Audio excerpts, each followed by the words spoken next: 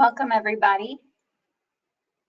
We're going to go ahead and get started. I appreciate you taking time out of your day today to look at our flagship product for key advisors, our Pulse dashboard. As folks jump on, if you have any questions, please, we will open for questions at the end, but feel free to interrupt, ask questions as they happen in your mind. I'd love to answer them while we can look at the data together. We will be recording this and we will send out a link so that you can review it at a later time if you would like. All right, you can see on my screen, I have it open to a web page.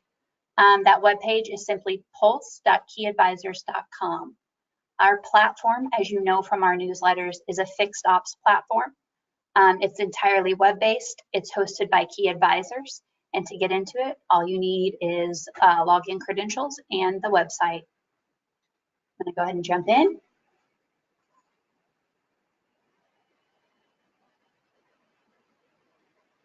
All right, this is the home page of our Pulse dashboard. And on the left side, you can see that I have 3 dashboards available to me. I have a comparison dashboard, a parts dashboard, and a service dashboard. Any available dashboards will appear on this left side. This is our home page, and if needed, there's a button here for you to open tickets as questions arise as you use the dashboard. I'm going to go ahead and jump into our parts dashboard. I do just want to take a quick moment and share with you guys where the vision for Pulse came from. You may know Key Advisors has been in business for over 20 years. There's over 300 years of dealership experience within Key Advisors. And over time, these are the metrics that have proven to us they will increase the profitability if monitored correctly of your dealership, of your fixed ops departments. Truly, on the part side, it's very tactical. It's not financial. It is, do you have the right part? Do you have it in the right quantity? Do you have it at the right time? And do you know where it's at? Is it on the right shelf? The entire dashboard is geared towards understanding this, providing you the outliers, and allowing you within just a few minutes and a few clicks to understand your business and hit the day running. Pulse does update 4 times a day. It updates at 5 a.m. Central Standard Time and every 4 hours after that through 5 p.m. Central Standard Time. So what you're looking at currently is a dashboard that I believe, I'm going to kick out this right-hand panel. And it is filtered for the last 2 weeks of data. You can see right here on this graph, 1031 for yesterday's data. All right, as I mentioned, parts is about, do you have the right part in the right quantity, at the right time, on the right shelf? So at the top is your overview.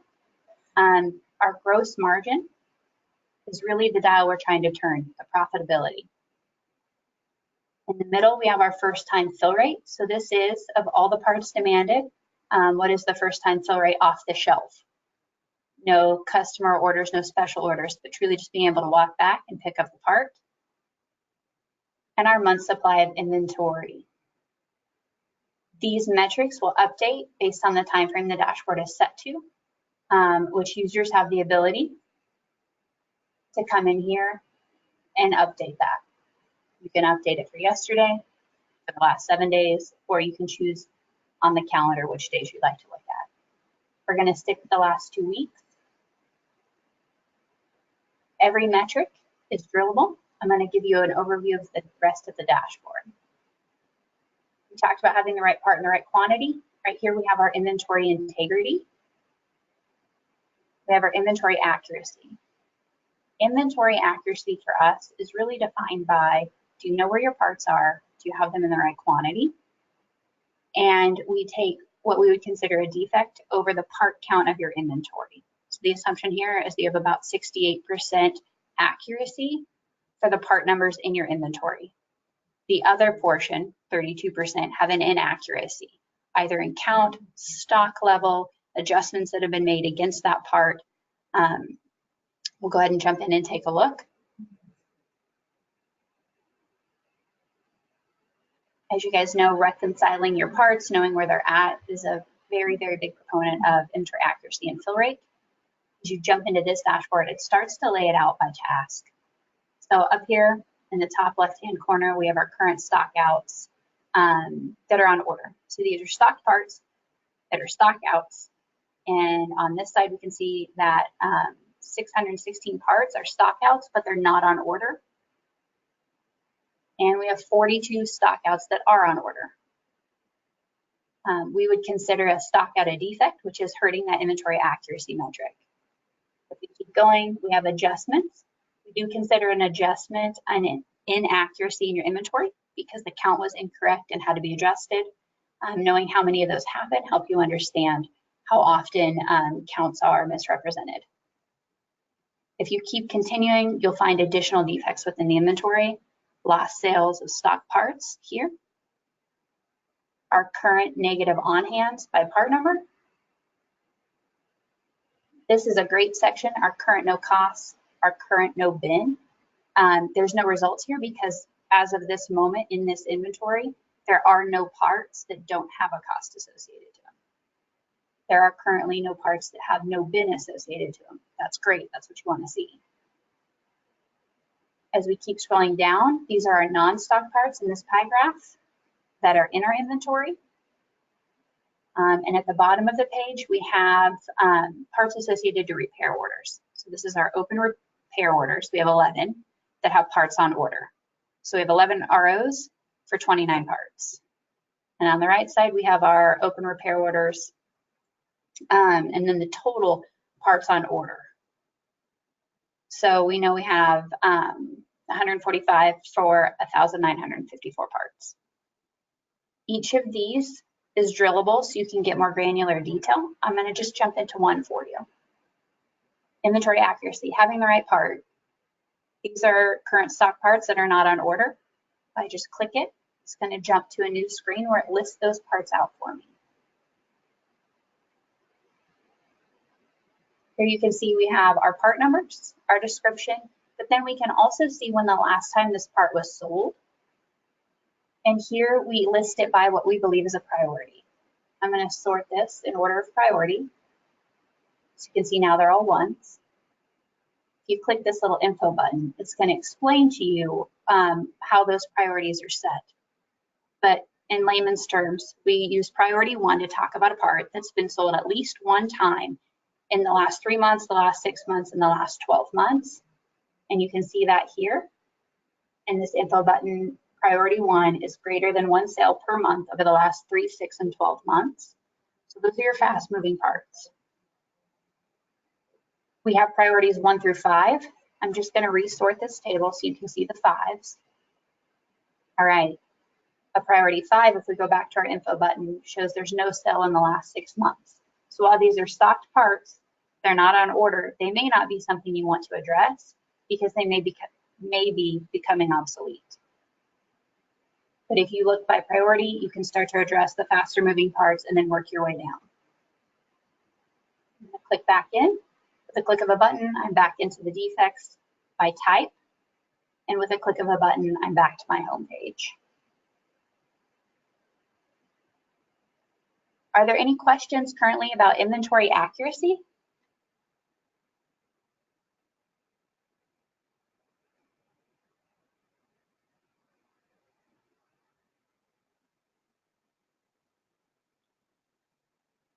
All right, I'm going to go ahead and move forward. Once again, if you look, we talked about having the right part in the right place, at the right time, in the right quantity.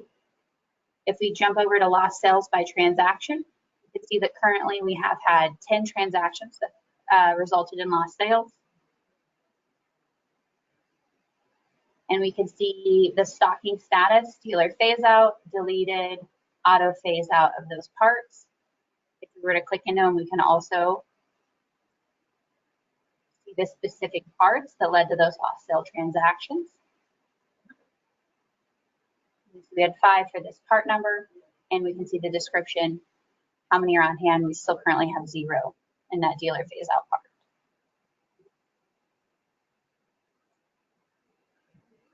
And at At the bottom, we have our inventory health. So what's interesting here is you can see how many dollars you have tied up in parts that have quantities over the best stocking level. Currently, we have over $600,000 tied up in parts that have quantities above that best stocking level.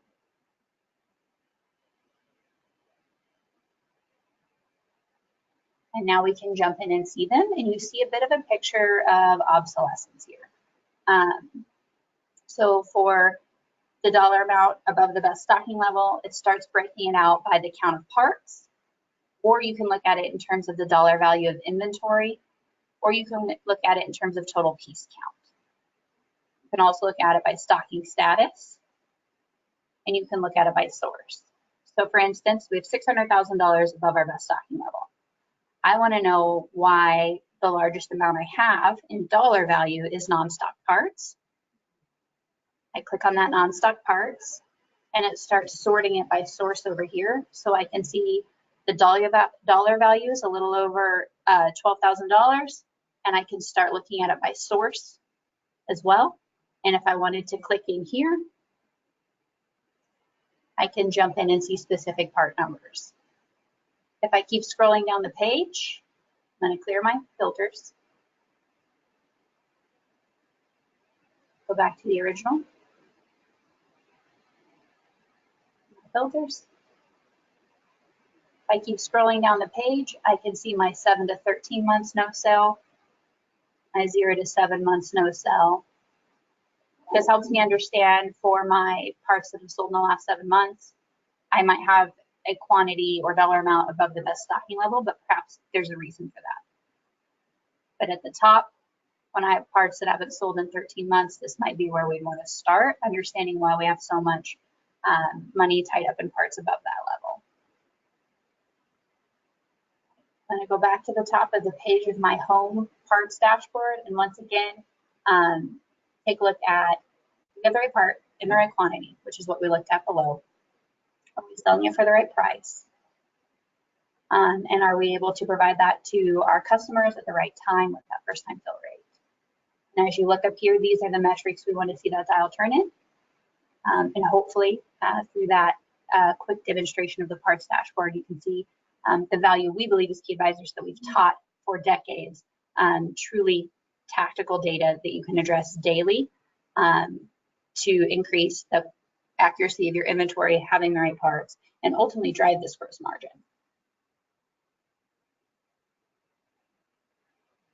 Any questions on parts before I look at the service side?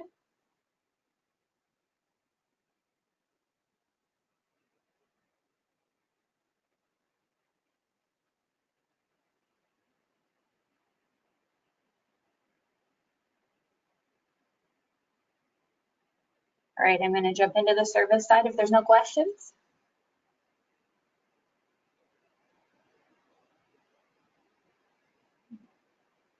All right, looking at the service side, all I did is click on the left side to grab the dashboard. I'm going to close this panel so we can have a larger view of the screen. If I open this right-hand panel, you're going to see the time frame that we're looking at. This is the filter available to you. Currently, we're looking at the last 7 days. Just like on the parts side, if I want to change it to the last 30 days, the last 90, or the last 180, I can do so. I can also use the calendar view to select specific dates I'd like to look at. If I wanted to look at the 10th of October, maybe through the 25th of October for a specific reason, I can do so, and I can see the dashboard change. For this purpose, I am going to go back and look at the last 7 days, just so I can look real time what the business currently looks like.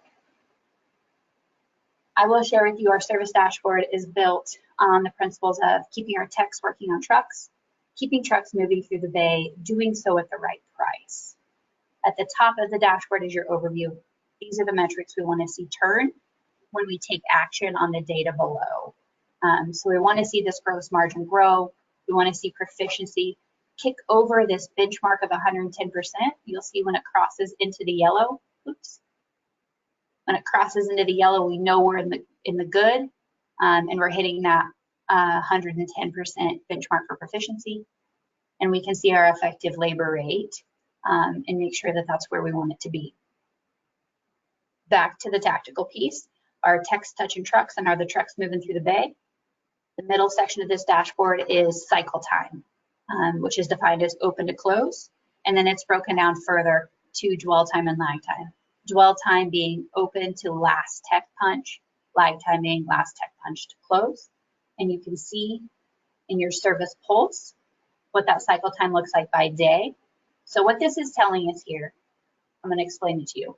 These little blue bars that you see each day are the average sold hours on ROs that were closed that day. So yesterday, 10/31, Halloween, the average sold hours were a little over 5 hours on the closed ROs. However, the average dwell time that that truck sat in the bay was over 200 hours. The gap between these two numbers is what we call non-value added time. If we're spending 5 hours on it, how do we move that truck quicker through the bay? You can jump in to see these ROs.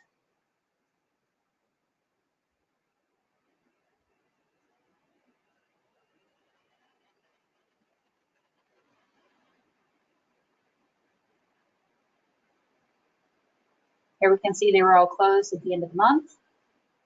And we can start to see the labor gross margin, the parts gross margin, the open to first punch hours, efficiency, dwell, and lag.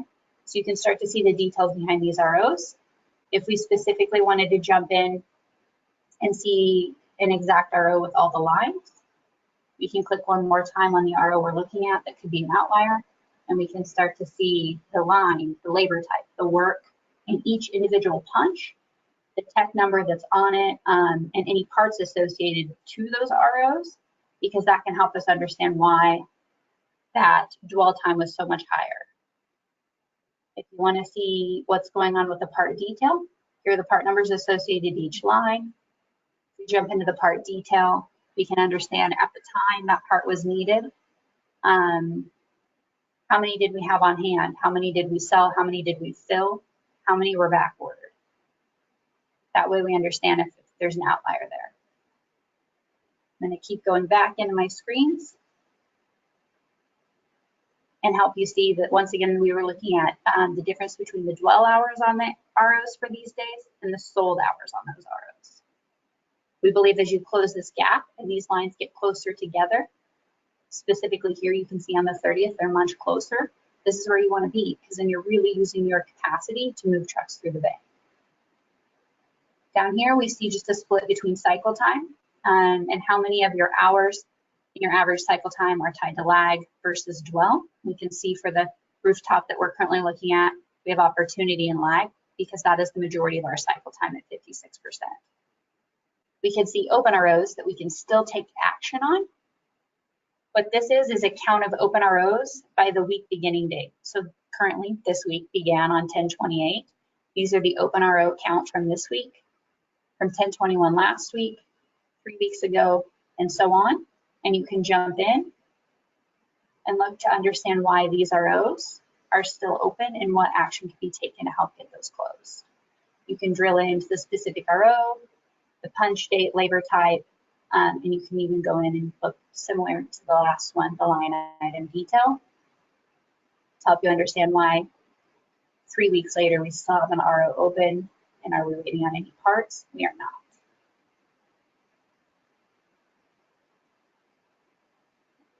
I'm just gonna say it again one more time. We wanna keep our techs working on trucks. We wanna keep the trucks moving through the bay. This bottom section is our tech inventory. These are our hours. So you can see on the left side, here's the productivity for the shop and the efficiency.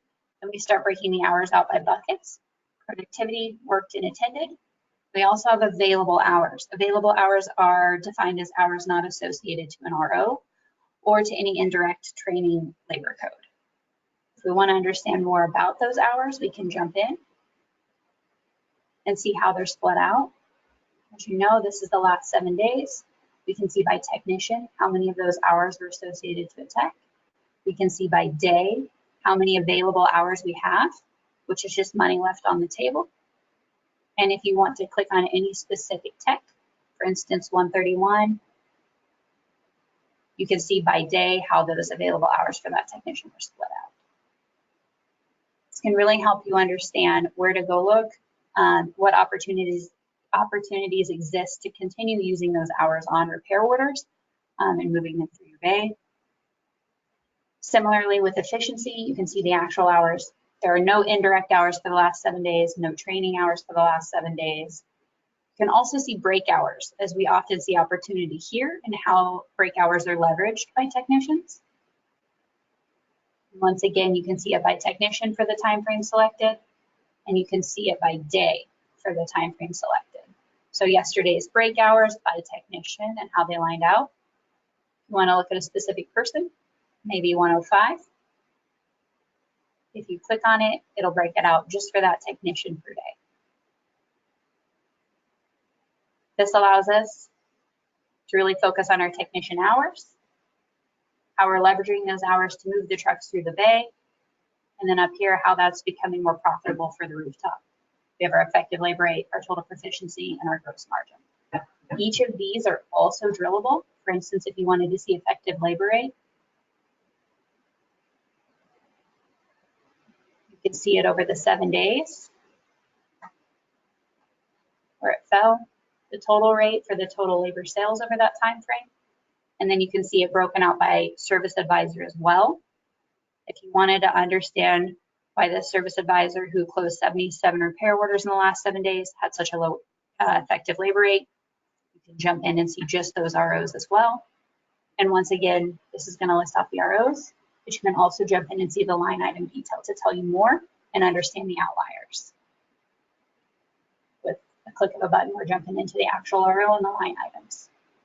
You can jump from here into the parts associated to the RO as well, and just continue to dive in deeper and deeper until we understand what is the outlier, where did it come from, and what can we do about it. I don't know about you guys, but in my experience, to grab this data out of our DMS, we can spend multiple hours a day of someone who doesn't have that type of time to understand what's going on and what can we do about it. And with Pulse, you're able to do so in minutes. It updates 4 times a day, and it also allows you to set alerts. If you wanted to understand anytime your effective labor rate goes under, let's say, for this rooftop, 110, we can add it to our Pulse alerts as the effective labor rate. I want to be notified anytime it's smaller than 110. Click add. And then if I come into my Pulse page, you can see that I've added that effective labor rate. There's currently no history. I added it 10 seconds ago. But I will be alerted now, and I can set up all the definitions around how I want to be alerted, whether it's via email, via my mobile, anytime it goes under that threshold I set. You can see I have some already set up. My defect count from my part side, I want to know when I have inaccurate parts, my labor gross margin, my lost sales transactions. These are things that I care about and I want to know. Some of these have been on my Pulse page for months, so I can see kind of the history of what that metric has done over that time frame, and I can see the alerts that I've got.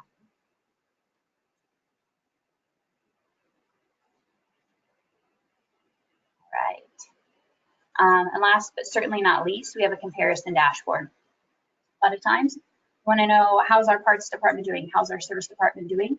What can we do to continue to improve the gross profit in those departments? We also want to know how we compare to others like us. This is the comparison page where you can see those department overview metrics. So for parts, you can see the parts gross margin for all Pulse users, the month supply of inventory for all Pulse users, and the inventory accuracy number for Pulse users. On the bottom of this page, you can also see the cycle time and how it breaks out between dwell and lag, the labor gross margin for Pulse users, and the average proficiency for a Pulse user. As we continue to grow the dealerships within our database, you'll be able to see this split in other unique ways, such as maybe just your OE, what your OE's parts gross margin is, what Pulse users who have the same OE's labor gross margin is, etc.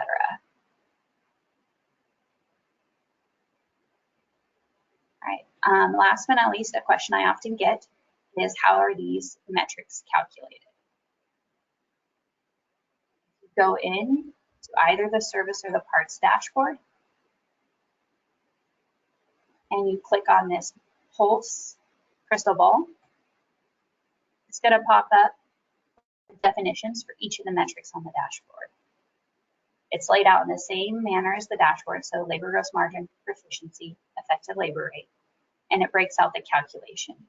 As you scroll down and you look at cycle time, it's going to break out how we define the cycle time, and the same with inventory. How are each of these buckets calculated, and how are the hours accounted for?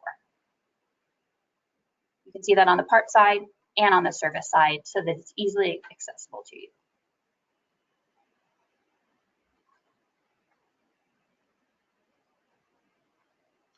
All right, I have some questions coming in I'm gonna answer. All right, I was asked which DMS platforms do we support? And I will tell you that currently our Pulse platform supports CDK, and we have roadmaps to bring in hopefully Carmack and Proceed in the next year.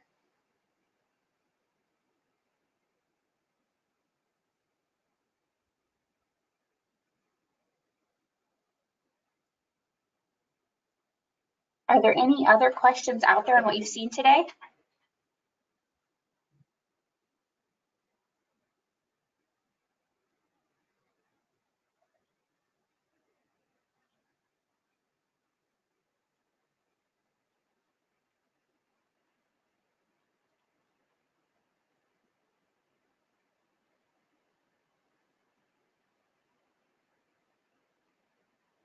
All right, I'm just checking. I'm going to give you guys additional time if there's any other questions.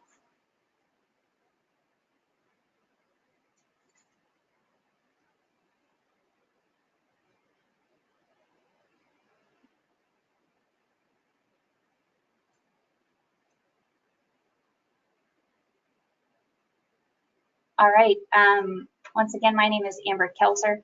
If you have any questions or you would like a more in-depth demo specific to your dealership, please reach out to me. My email is amber@keyadvisors.com. You can also go to our webpage, keyadvisors.com, see our team, find my email there, and contact us. But please feel free to reach out. We would love to show you more and help answer any additional questions you may have. Thank you for taking your time out today to see Pulse.